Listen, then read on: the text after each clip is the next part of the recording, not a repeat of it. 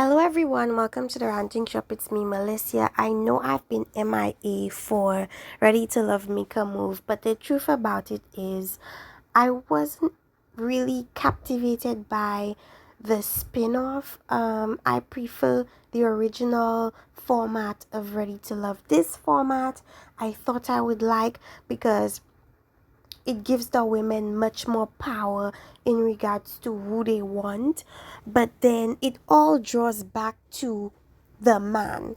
Like, you know how Kevin Samuels used to say that the men decide whether they want to be in a relationship with the woman or not. This rang true with this reality show. As much as the women wanted the man also had to agree to want to be in a relationship with the woman. We see that in regards to Zadia, and how so often every episode she kept choosing Cameron and ignoring the fact that Cameron was not that interested in her. And it was very difficult to watch, but it also speaks to a lot of women that tend to ignore men telling them the truth and choosing to go through with them regardless. Now, the thing with men, when it comes to women that want to ignore red flags, the men make it, they don't communicate directly when it comes to their real feelings. Like they'll say something like, "Oh, I'm gonna be busy. Are you gonna be up to me being this busy? If you want, you can, you know, break up with me now. It's fine." Like they give them these chances for them to be broken up with, because a lot of men don't want to seem like the bad guy, right? So they give opportunities for the women to go their separate ways, and instead of the women, grasping those hints and deciding, okay, um he's telling me he doesn't want to be with me, let me take that and run the other way with it. They decide, oh, well, since he's not directly being brutally honest with me, that might mean that there's still some room for a relationship with us. So let me continue regardless. And that's a situation Zadia found herself in. As far as Ashley's guy, Donald, do I think that Donald wants a romantic relationship with Ashley? No, he does not. What I think he wants is a friendship with her. But I don't even know if he wants that, because based on the situation where Zadia had to meet his friends, that confrontation that took place with Donald's friend and Ashley just spoke a lot to what Donald has been saying to his friend about Ashley, which doesn't seem to be anything favorable.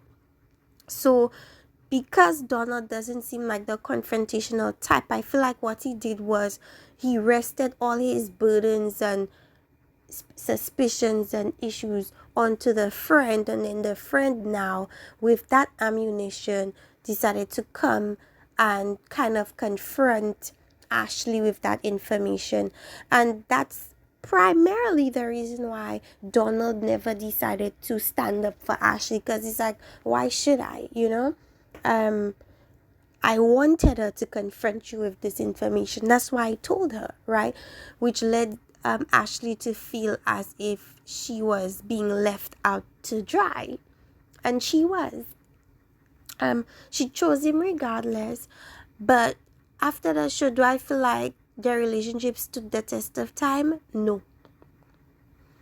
I feel like Donald doesn't really know how to deal with an Ashley that is very animated and very honest and just needs a lot of reassurance and needs like needs a protector. I don't think Donald is a protector in the way that she needs protection. And then let's go over to Sherice.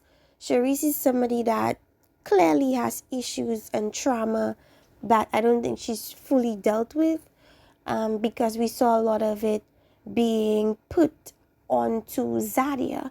For some reason, she and Zadia had a lot of issues, communication issues. She felt as if Zadia was trying to paint her in a light that she didn't want to be painted in. Like, you could see that in the last conversation that she and Zadia had about um, the her kissing LJ and her bringing that to the forefront, and you know, Sherice not appreciating it because it makes Sherice look as if she's some type of, you know, fast woman that just shares herself with everybody, and that's not how she wanted to be portrayed. I also feel that maybe that is what Zadia was trying to do, but I also feel as if, what if that's not what it was? What if she's just having a conversation with you and wanting to know, why are you kissing your friend in the mouth? Like, that's weird. Especially if you're on a dating show, to find somebody to be in a long-term relationship with. It's kind of weird. But I don't know where that came from. I felt as if Sharice was being very, her response was very much a lot, and I almost think it was an overreaction. But that seems to be the type of person Sharice is. She chose to keep Maurice because I guess Maurice kept in contact with her, and I guess Maurice was showing her what giving her what she wanted. Maurice had her daughter meet her, and I don't know, I don't see the chemistry with her and Maurice. It seems more so of a situation where she likes the lifestyle that Maurice can afford her, but I really don't see the connection with their situation. I think a lot of the time some women prefer financial stability from their partner over anything else. We're gonna see if that worked or didn't work. And then we had the situation with Venisha. First, she kept Jabari for quite a while, and then she let him go because he wasn't able to, I guess, stand her being in a process where she was looking for her long term. He wanted Venisha to be all about him from the get-go. And I don't understand why people couldn't understand why she had to let Jabari go. Because men like that, they want you to be all about them.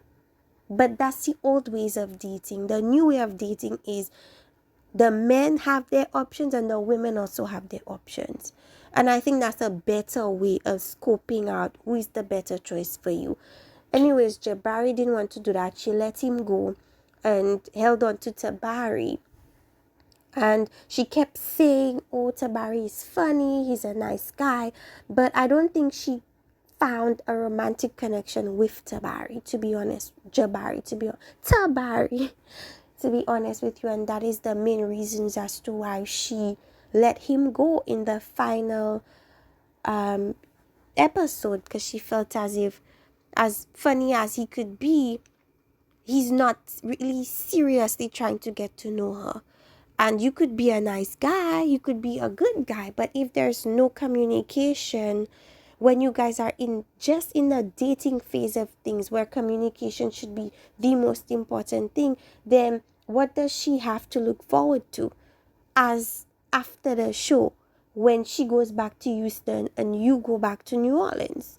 You know, I think she made a very good choice of not choosing Tabari. And maybe some people cannot see that, but I think she did a good job of seeing these red flags and realizing that yes, he's good and nice, but Venisha is a good example of somebody that has come to the realization that a guy being a good guy is not enough to be in a relationship with these types of men. Like, being a nice guy doesn't mean you deserve a relationship. There's other components to a relationship. There's the communication aspect. There's the chemistry aspect. Is that there? Is that in place? And apparently it wasn't. So she decided to choose herself. And I agree that she decided to choose herself. Despite her liking Tabari's mom and liking that aspect of his, life, it just wasn't making sense for her as far as communication was concerned. So I'm happy. But what really baffled me was why they decided to have Venisha go on a date with the Mizell guy. Because I thought it was already established that Mizell was a player. Sherice discarded him, so I'm not sure as to why. I think that was the show's attempt to create drama, and I'm lucky that it went nowhere because sure, although Venisha was saying, oh, like when I'm done with you, I'm done, you could tell she wasn't completely done because I don't understand why she was asking him if he is still interested in Sherice, because if she didn't care and she had moved on, then that wouldn't be a question that she would ask, right? But he did say, to my surprise, that he was in fact interested in Sherice and was hoping that Venisha would relay that information to Sherice. That shocked me. I was like, huh? It didn't seem like you liked Sherice giving Venisha your number and all types of things, but I guess. So that happened. And then who am I missing? I think I gave a summary of other women. I don't think I did Ashley. Didn't I do Ashley? I think I did Ashley. My thing with Ashley is I don't think she is completely healed. I feel like she has a lot of issues that she's not dealt with. It shows itself in the way she's quick to just let somebody go over something that seems quite superficial, like not texting her for 2 days. Although I did say that communication is a big thing. It's a huge thing when it comes to dating, especially in the initial aspects of it. He did attempt to communicate with her, and it seemed as if he didn't know she didn't receive it. So if I sent you a message but I don't know that whether you received it or not, and I'm just assuming you're ignoring it, why would I proceed to communicate more with you when I already feel as if maybe you're busy or maybe you have other things doing? You know what I'm saying? I just feel like she should have given Donald more compassion, more grace. And I kind of caught Ashley in a lie. That was the moment where she was like, when she first kissed Donald, and she's like, she doesn't really kiss people. Do we not realize that moment where she went on a date with Kirsten and she was eager to kiss him and she barely knew him? So it's not even a matter of Ashley not being a kisser. I just feel like Donald is not the type of person that she is necessarily attracted to. So that's why she said that. But she's definitely a kisser and a hugger, right? It's just not that way for Donald. She chose Donald. But I don't think that relationship is gonna last. Donald doesn't seem like the guy that is a really good fit for Ashley, to be honest with you. She comes with a lot, and I feel like it would be a matter of time before he got tired of her energy, because it can be draining. Anyways, let's go on to the reunion part 1, where we see that they speak on the situation with Zadia lying to the host about where she was. And my thing about it is, you're a grown woman, as you said clearly. So what's the issue in just stating the truth? You were out with Cameron. You were getting to know him. You were having fun. You lost track of time. You came home late. Like, just be honest. I don't see the reason as to why that's something you have to hide. Because at the end of the day, you are a grown woman, right? So why would a grown woman need to hide the fact that, yeah, she stayed out with a guy she was interested in and was getting to know him? Like, what's the issue? She said, according to her, that she stayed out outside with him, talking to him outside, you know, despite the popular belief that she went to his house. But during the last confrontation she had with Sherice, it seemed as if she was sharing with the ladies that they slept together, but for some reason she doesn't want the audience or the rest of the world to know that she slept with Cameron. Do I believe Sherice that Zadia slept with Cameron? I do. I think she did. It's clear that Zadia is a person that lies a lot to kind of get people out of her business, but I guess it's fair game if she wants to put out that Sherice kissed LJ, you know. So there's that.